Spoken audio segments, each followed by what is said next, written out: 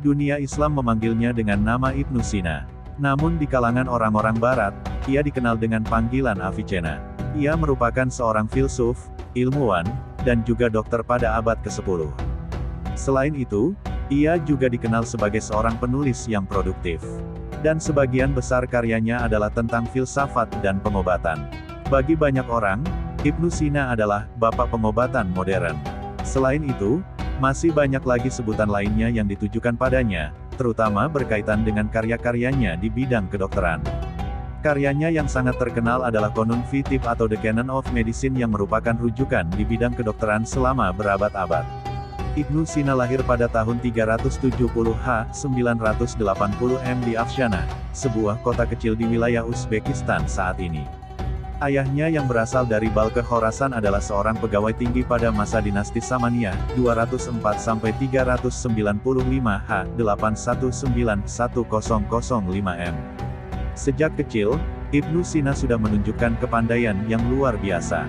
Di usia 5 tahun, ia telah belajar menghafal Al-Quran.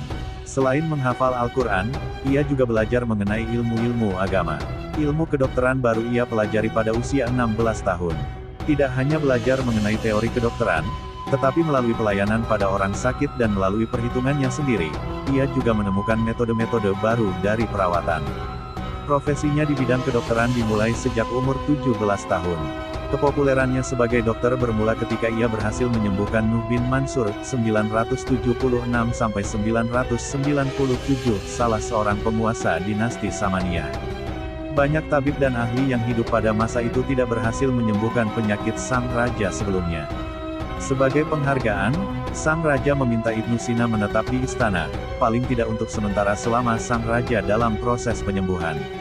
Tapi Ibnu Sina menolaknya dengan halus, sebagai gantinya ia hanya meminta izin untuk mengunjungi sebuah perpustakaan kerajaan yang kuno dan antik. Siapa sangka, dari sanalah ilmunya yang luas makin bertambah. Ibnu Sina selain terkenal sebagai orang yang ahli dalam ilmu agama dan kedokteran, ia juga ahli dalam bidang matematika, logika, fisika, geometri, astronomi, metafisika dan filosofi. Pada usia 18 tahun, Ibnu Sina memperoleh predikat sebagai seorang fisikawan. Tak hanya itu, ia juga mendalami masalah-masalah fikih dan menafsirkan ayat-ayat Al-Quran. Ia banyak menafsirkan ayat-ayat Al-Quran untuk mendukung pandangan-pandangan filsafatnya. Ketika Ibnu Sina berusia 22 tahun, ayahnya meninggal. Setelah kematian ayahnya ia mulai berkelana, menyebarkan ilmu dan mencari ilmu yang baru. Tempat pertama yang menjadi tujuannya setelah hari duka itu adalah Jurjan, sebuah kota di Timur Tengah. Disinilah ia bertemu dengan seorang sastrawan dan ulama besar Abu Raihan Al-Biruni. Ia kemudian berguru kepada Al-Biruni. Setelah itu Ibnu Sina melanjutkan lagi perjalanannya untuk menuntut ilmu. Rai dan Hamadan adalah kota selanjutnya, sebuah kota di mana karyanya yang spektakular Qanun fi Tibb mulai ditulis. Di tempat ini pula Ibnu Sina banyak berjasa, terutama pada Raja Hamadan.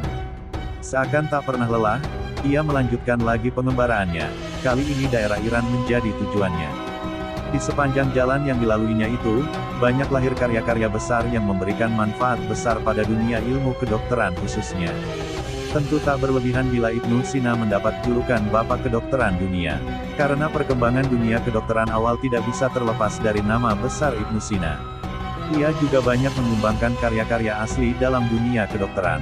Dalam Qanun fi Tibb misalnya, ia menulis ensiklopedia dengan jumlah jutaan item tentang pengobatan dan obat-obatan. Ia juga adalah orang yang memperkenalkan penyembuhan secara sistematis, dan ini dijadikan rujukan selama 7 abad lamanya. Ibnu Sina pula yang mencatat dan menggambarkan anatomi tubuh manusia secara lengkap untuk pertama kalinya.